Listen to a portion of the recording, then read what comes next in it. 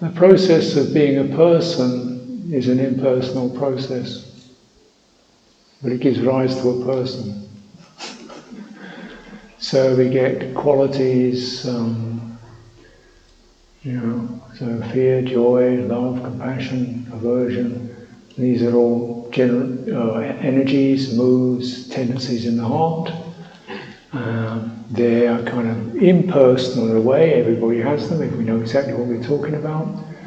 They're not people, they're forms, they're moods, we can feel them, we can sense them. And then something, this fundamental energy called tanha, craving, tries to sort of, is trying to establish out of all this kind of mesh, all this mush, trying to establish some sense of a finite person, to hold it all together. Craving, and then that urge to sort of to finalise, this, I got it, is a condition for the arising of clinging. Clinging is a sense of, so craving is, I could get it, I could be this, I am, I want to be, and clinging is, I got it. And then, I got it, that's me, that's called bhava. So, that's the process that generates a sense of self. Now, any of these, the sense of self is the default norm for human beings, because there is a sense of individuality to our karma. We may all know these qualities, but we'll have different,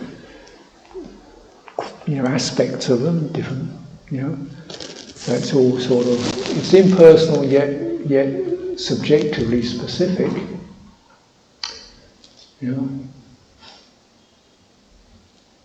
But this particular, so it's not self, but it generates a self. It generates a self by being grasped at and held. It generates a self, generates a sense of identity.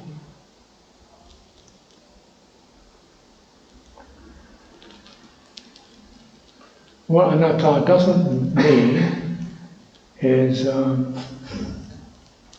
it's not a sense of I'm not responsible for all these feelings and moods. It's not supposed to do that. It's supposed to give the citta a perspective, saying there's all this stuff going on. Avoid the sense of identifying with it and clinging to it, and then if you cling to it and identify with it, you don't clear it, you don't resolve it, you intensify it. So don't identify with it, but do deal with it. And you deal with it not by identifying with it, but by knowing it as it is. This is joy, this is hatred, they feel like this. So, and the interesting thing is, once we open up these qualities, the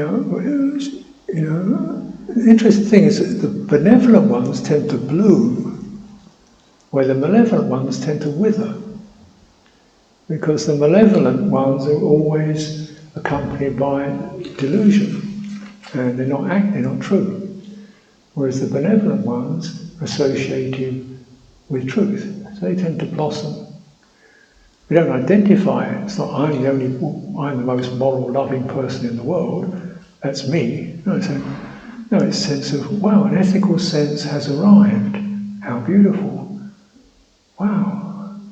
A sense of warm-heartedness has arisen. Wow, that's great. It's not I am it, but that's a beautiful thing. And then you just let it be.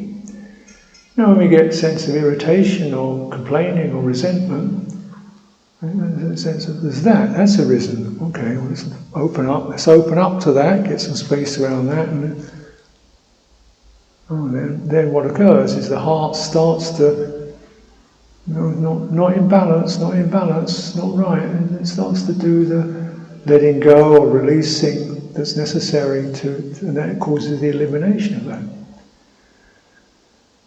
So no self, but there is a heart.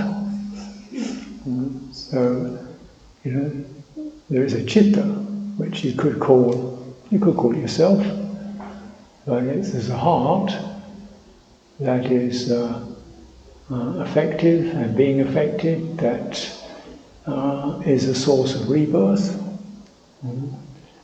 but it's not a person. It's continually dynamic, it's subject to change, and it's not an identity. So it's not self.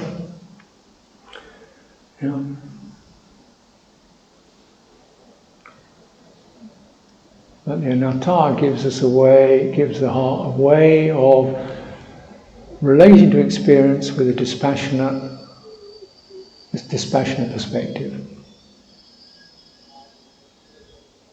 It's a strategy.